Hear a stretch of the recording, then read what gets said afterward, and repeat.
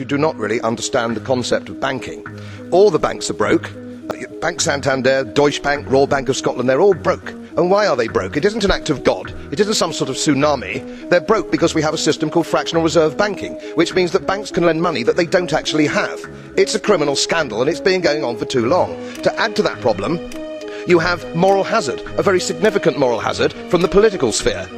And most of the problem starts in politics and central banks, which are part of the same political system.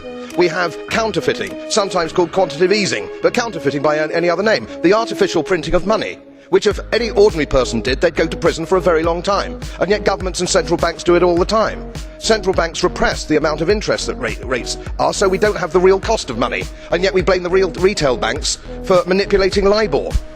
The sheer effrontery of this is quite astonishing. It's central banks that manipulate interest rates, Commissioner.